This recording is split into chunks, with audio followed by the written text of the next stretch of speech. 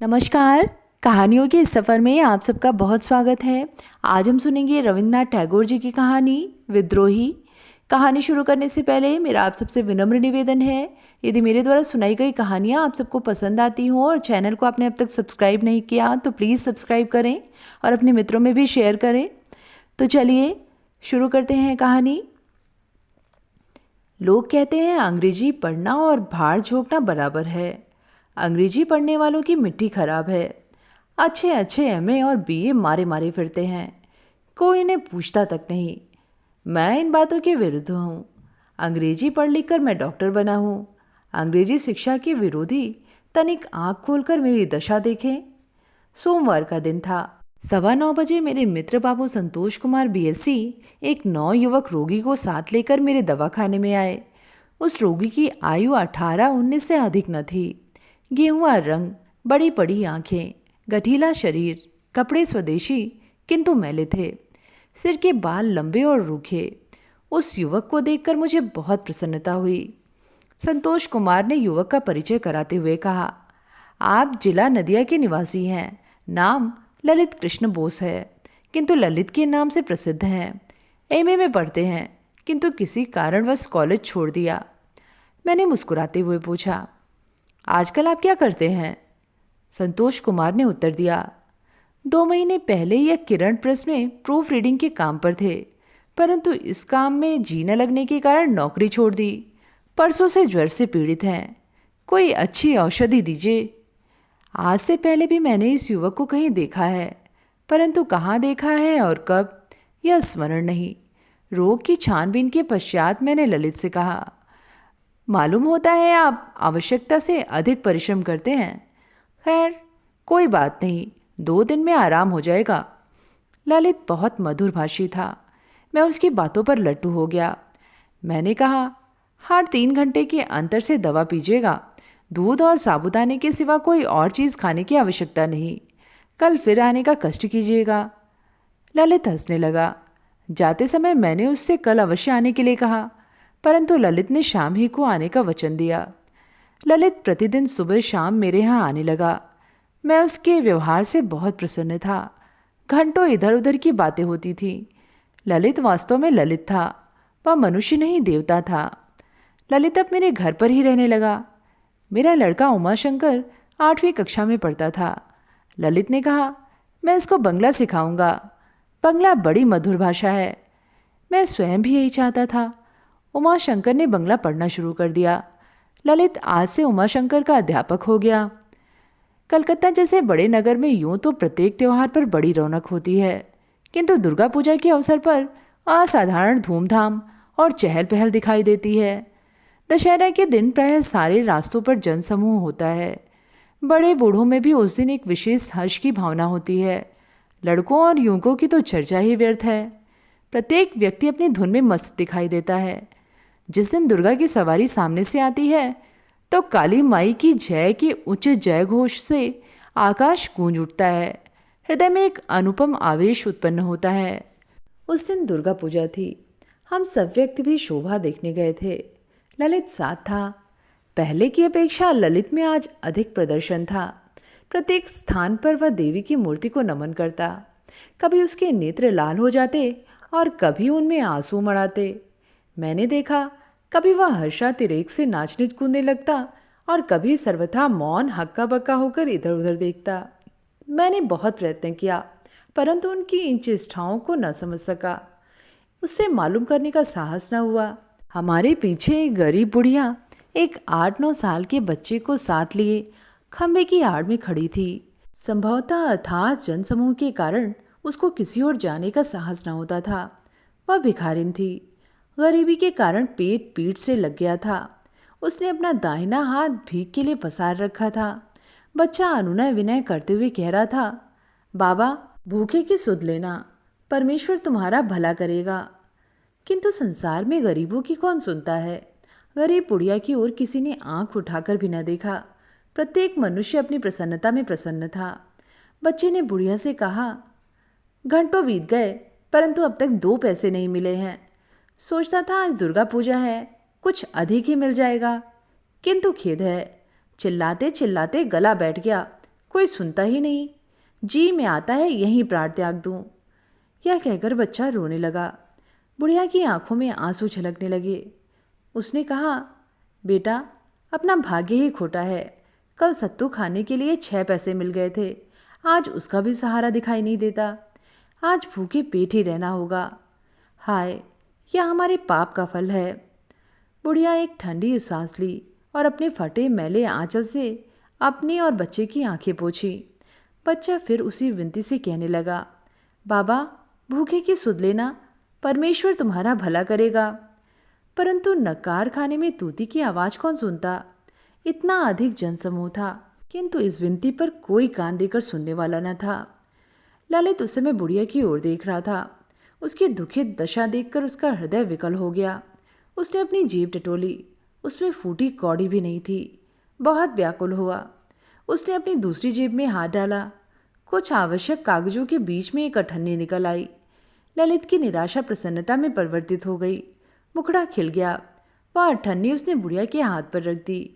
जिस प्रकार 10-5 रुपए लगाने वाले को लॉटरी में 10-20 हजार रुपए मिल जाने पर प्रसन्नता होती है, जिस प्रकार एक युवती नए आभूषण पहनकर प्रसन्न होती है, जिस प्रकार एक सूखे हुए खेत में वर्षा जाने से किसान हर्ष से फूला नहीं समाता, जिस प्रकार कोई नया कवि अपनी कविता को किसी पत्रिका में छपा हुआ देखकर प्रसन्न होता है, उससे कहीं अधिक उस गरीब बुढ़िया को अठन्नी पाकर प्रसन्नता हुई। प्रसन्नता के मारे उसकी आंखों में आंसू भर आए। वह निर्निमेष ललित की ओर देखने लगी। उसका मग्न हृदय ललित को सहस्र आशीष दे रहा था। यह दशा देखकर मुझे बहुत आश्चर्य हुआ। मैंने अनेकों बार उस बुढ़िया को देखा था, उससे मुझे सहानुभूति भी थी, किंतु कभी यह साहस न हुआ कि उसकी सहायता करूं। कभी हृदय में आता है कि उसको कुछ देना चाहिए, कभी यह कहता कि इसमें क्या रखा है, संसार में लाखों गरीब हैं, किस किस की सहायता करूंगा। ललित, जिसे कभी कभी भूखे तक रहना पड़ता, जिसको मैंने कभी एक पैसे का पान तक चबाते ना देखा था और जो मेरी दृष्टि में बहुत कंजूस था, उसका यह दान देखकर मेरे आश्चर्य की सीमा न रही। स्वप्न में उस दिन मुझे ललित की बहुत सी विशेषताएं दिखाई दी। मालूम नहीं वे सत्य थी या असत्य, किंतु ज्योतिषी के हिसाब से उनको सत्य ही समझना चाहिए। इसका कारण यह है कि रात मुझे 2:30 बजे नींद आई और वह स्वप्न मैंने रात के अंतिम पहर में देखा था। ललित के सहयोग से उमाशंकर में आश्चर्यजनक परिवर्तन हो गए। कहाँ तो वह बिना मोटर के घर से बाहर न निकलता था, पर अब यह दशा थी कि ललित के साथ वायु सेवन के लिए प्रतिदिन कोसों पैदल निकल जाता। सिनेमा देखने का चस्का जाता रहा। व्यक्तिगत विलास सामग्री और प्रदर्शन के व्यसन को भी तिलांजलि दे दी। अंग्रेजी शिक्षा से उसे घृणा हो गई। रविवार के दिन मेरे यहाँ कुछ मित्रों की गार्डन पार्टी थी। खूब आनंद रहा। मैं अपने मित्रों के सत्कार में लगा हुआ था।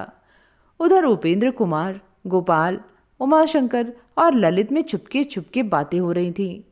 ये लोग क्या बातें कर रहे थे यह बताना कठिन है, क्योंकि प्रथम तो पार्टी की झंझटों में उलझा हुआ था, उनकी ओर अधिक ध्यान न था। दूसरे वे मेरे से दूर थे और धीरे धीरे बातें कर रहे थे। बीच बीच में जब ये लोग खिलखिलाकर हंस पड़ते तो मुझे भी हंसी आ जाती। गोपाल बाबू को मैं काफ़ी समय से जानता हूँ। रिश्ते में ये संतोष कुमार के बहनोई थे। प्रथम श्रेणी के शौकीन प्रेमी स्वभाव के हैं। आज देखा तो कलाई रिस्ट वॉच से खाली थी। रेशम की कमीज में से सोने के बटन गायब थे। होठों की लाली गायब, बाल भी फैशन के न थे। मैंने संतोष कुमार से धीरे से कहा, आज तो भाई साहब का कुछ और ही रंग है। वह पहले से चटक मटक दिखाई नहीं देती। क्या बात है? कुछ समझ में नहीं आता।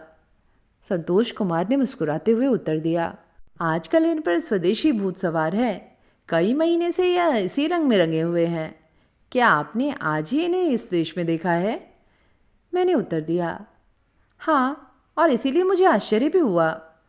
संतोष कुमार ने किसी सीमा तक उपेक्षा भाव से कहा, हमें क्या मतलब, जो जिसके जी में आए करे। बार बार समझाने पर भी यदि कोई ना सुने तो क्या किया जाए। अधिक कहने सुनने से अपनी प्रतिष्ठा पर आँच आती है। जैसी करनी वैसी भरनी प्रसिद्ध है। जब बंदी गृह में चक्की पीसनी पड़ेगी तो आटे दाल का भाव मालूम हो जाएगा। मैंने कहा, संतोष कुमार, तुम बिल्कुल सत्य कहते हो। जमाने की हवा कुछ बदली हुई दिखाई देती है। ललित को भी कुछ स्वदेश की सनक है। यद्यपि मैं स्वदेशी का विरोधी हूँ, और देशभक्त मुझे एक आंख नहीं भाते, तब भी मैं ललित की स्पष्टवादिता और सात्विकता पर मुग्ध हूँ। उसकी रुचि मुझे बहुत भाती है। संतोष कहने लगा, किंतु आपकी भांति उसकी धाक नहीं बन सकती। आप जब पाश्चात्य वस्त्र पहनकर बाहर निकलते होंगे तो अशिक्षित मनुष्य भय से कांप उठते होंगे और अशिक्षित व्यक्ति आपसे नमस्कार करके आकाश पर पहुंच जाते होंगे। मुझे हंसी आ गई। संतोष कुमार भी हंसने लगे।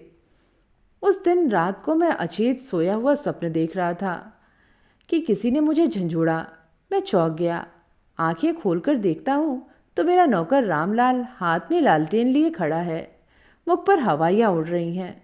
शरीर थरथर थरथर कांप रहा है। मैंने घबराकर मालूम किया, क्यों रामलाल, क्या बात है, तुम कांप क्यों रहे हो? रामलाल ने उत्तर दिया, बाबू, पुलिस ने सारा मकान घेर रखा है। कोई बात समझ में नहीं आती। मैं कोई चोर या बदमाश न था। पुलिस का नाम सुनकर घबरा गया। दो एक बेईमानियाँ जो छिपकर की थीं वे आंखों के सामने फिरने लगीं। पूर्ण विश्वास हो गया कि पुलिस मुझे गिरफ्तार करने आई है। पुलिस की हलचल सुनकर मेरी चेतना जाती रही। साहस करके नीचे आया। रामलाल बोला, आ गया हूँ तो दो चार हाथ दिखाकर पुलिस वालों को पृथ्वी पर लेटा दूँ। मैंने कहा, सावधान, भूलकर भी ऐसा न करना। पुलिस से बिगाड़ करना अच्छा नहीं होता। द्वार खोल दिया। 2-3 सार्जेंटों के साथ एक श्वेत वस्त्रधारी बंगाली और 8-10 सिपाही कमरे के अंदर घुस आए। बंगाली बाबू ने जेब से एक बादामी कागज निकालकर मुझे दिखाते हुए कहा, यह गिरफ्तारी वारंट है। आपके यहाँ विद्रोहियों की गुप्त मंत्रणा का स्थान है। विद्रोही तुरंत गिरफ्तार किया जाएगा। मुझ पर बिजली सी टूट पड़ी। मैं समझा संभवतः मैं ही विद्रोही हूँ और मेरी गिरफ्तारी का यह वारंट है। मुझको पुलिस गिरफ्तार करने आई है। अब कुशल नहीं। यदि फांसी से बच रहा तो काला पानी अवश्य भेजा जाऊंगा। मैंने कपकपाते हुए कहा, विद्रोही, और वह भी मेरे मकान में? आप क्या कह रहे हैं? मैं सरकार का शुभाकांक्षी हूँ। इसी वर्ष मुझे राय साहब की उपाधि मिली है। आपको भ्रम हुआ है। एक सार्जेंट ने त्योरी बदलकर कहा, अब काला आदमी नहीं है, गोरा आदमी कभी झूठ नहीं बोल सकता। बंगाली बाबू ने तनिक रुष्टता की मुद्रा में कहा, पुलिस का भ्रम नहीं हो सकता। भ्रम प्रायः डॉक्टरों को हुआ करता है। मैंने पूछा, विद्रोही का नाम क्या है? कहा, शरद कुमार। बंगाली है? हाँ। कहाँ का रहने वाला है? श्री रामपुर का। मेरे सिर से जैसे विपत्ति टल गई। नाम सुनते ही होठों पर हंसी खेलने लगी। मैंने कहा, महाशय, इस नाम का कोई व्यक्ति मेरे घर में नहीं है। कोई और बंगाली आपके मकान में है? हाँ, सीधा साधा नवयुवक है जो उमाशंकर को बंगला भाषा पढ़ाता है। उस श्वेत वस्त्रधारी बंगाली ने कहा, हाँ, उसकी ही खोज है। उसका असली नाम शरद कुमार है। पुलिस महीनों से उसके पीछे परेशान है। हाथ ही ना आता था। मैंने आश्चर्य से कहा, वह तो जिला नदिया का रहने वाला है और आप कहते हैं कि अपराधी श्री रामपुर का निवासी है। सब उसकी चालें हैं। वह श्री रामपुर का निवासी है। उसके पिता का नाम हृदयनाथ है जो एक प्रसिद्ध जमींदार है। मैंने फिर पूछा, उस पर क्या अपराध है? इंस्पेक्टर ने उत्तर दिया, विद्रोह, एक गुप्त संस्था से उसका संबंध है। बम बनाना, चोरी डकैती, कत्ल, लूटमार, यह उनकी देश सेवा है। यह सुनकर मुझे हंसी आ गई। मैंने कहा, आप महानुभाव एक 17-18 वर्ष के बंगाली युवक को विद्रोही बना रहे हैं। यह भला कोई मानने की बात है? एक साधारण युवक की गिरफ्तारी के लिए इतने व्यक्ति? 4 सिपाही दरवाजे पर खड़े किए गए। घर की तलाशी शुरू हुई। दालान, कोठरी, बैठक, रसोई घर, यहाँ तक कि दिशा मैदान तक के स्थान को ढूंढ डाला, किंतु ललित का कहीं पता न था। अलबत्ता उसके कमरे में एक कागज का टुकड़ा मिला। पढ़कर सब आश्चर्य से एक दूसरे का मुंह ताकने लगे। उसमें लिखा था, इंस्पेक्टर साहब नमस्ते, मैं फिर भाग रहा हूँ। आपके पुलिस वाले समझ गए होंगे कि मैं कितना भयानक व्यक्ति हूँ। जरा बचते रहिएगा। भारत माता का तुच्छ सेवक शरद। बंगाली बाबू ने अपने माथे पर हाथ मारकर कहा, बना बनाया खेल बिगड़ गया। कमबख्त ने चकमा दे दिया। महीनों की मेहनत पर पानी फिर गया। पुलिस निराश होकर वापस चली गई। हम सब भी उमाशंकर के साथ ललित के लिए आंसू बहाने लगे। ललित से हम सबको बहुत अधिक प्रेम था। उसका यह काम देखकर मुझे आश्चर्य हुआ। महाशय, मैं वही डॉक्टर हूँ। मेरी डॉक्टरी बहुत चमक गई है। उमाशंकर मैट्रिक पास कर चुका है। उसकी दशा दिन प्रतिदिन बदलती जा रही है। यह वही उमाशंकर है जो अपने हाथों गिलास में पानी भी नहीं डालता था।